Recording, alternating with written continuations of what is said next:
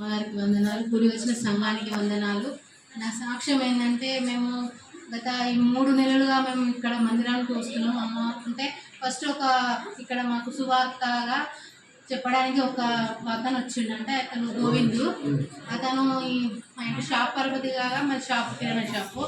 అయితే ఆయన ఏదో వర్క్ అంటే వచ్చి మాకు సువార్త చెప్పిండు అన్నట్టు.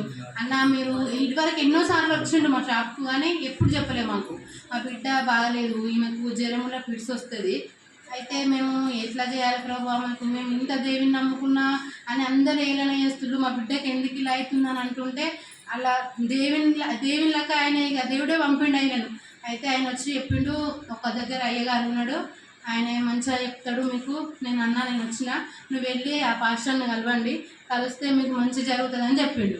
చెప్పగానే మేము ఆలోచించినాం, చెప్పన్నా ఫోన్ చేయన్నా వద్దా అయ్యాకి, మేము ఇక్కడ సంఘం ఉంది కదా, మేము మళ్ళీ పెట్టి అంత దూరం ఎందుకు పోవాలి, మాకు కూడా ఉంది కదా, మేము దేవునికి మందిరానికి మేము స్థలం ఇచ్చి మేము ఇంకొక దగ్గరికి ఎట్లా పోవాలి, వద్దు కదా అని మేము ఆలోచించుకుంటుంటే ఈయన అన్నాడు, పోదామా వద్దా అని అడుగుతుంటే నేను ఏది ఏమైనా కానీ మనకు సువార్తగా వచ్చినప్పుడు దేవుడే పంపిండు అనుకొని మనం పోదాం, మనం ఇచ్చిన స్థలం ఎక్కడికి పోదు, దేవుడే చూసుకుంటాడు, మనకు అక్కడ పోతేనైనా మన బిడ్డను దేవుడు అక్కడ బాగా చేస్తాడేమో అనేసి మేము ఆశతో వచ్చినాము.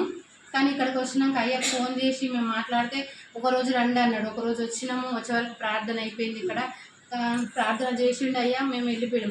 మళ్ళీ తర్వాత అమావాస రోజు రమ్మంటే అమావాస రోజు వచ్చినాం. మా ఇంటికి వచ్చిండు. వచ్చి కూడా చూసి అమ్మ మీ పరిస్థితి బాగాలేదు అని చెప్పిండు. అయితే ఎట్లా అయ్యా అంటే ఇంకా దేవుడు ఉన్నాడు, దేవుని ముందు విశ్వాసం ఉంచారంటే ఈ బిడ్డకు జ్వరం వస్తుంది, అప్పుడు తట్టుకోక పిడిసి వచ్చేది, ఏంటి టాబ్లెట్స్ వేసినా కానీ ఇట్లొచ్చు, కానీ ఇప్పుడు టాబ్లెట్స్ వేసినా కానీ పిడిసి వస్తలేదు. మంచిగా జ్వరం 105, 102 జ్వరం వచ్చినా కానీ తట్టుకుంటుంది. నైట్ అయితే ఒక్కసారి నిద్రపోకపో అయ్యా ప్రార్థన దేవుని అభిషేకం బిడ్డపై ఉంది, ఇప్పుడు నైట్ పడుకుంటుంది, చాలా అల్లరి మానింది. ఒక్కరోజు పొద్దున మొదలు పెడితే మేము అసలు ఎట్లా తెల్లారుతుందని ఏడ్చేటోళ్ళం మేము. అసలుంటిది అయ్యా ప్రార్థన వల్ల బిడ్డ మంచిగా పడుకుంటుంది, మంచిగా ఉంటుంది, ఇప్పుడు తినడమైనా ఆడుకోవడమైనా అన్ని బిడ్డ మంచిగా ఉంటుంది, జ్వరం వచ్చినా తట్టుకుంటుంది. అయ్యా ఈ సాక్ష్యాన్ని దేవుడు దీవిస్తున్నారు.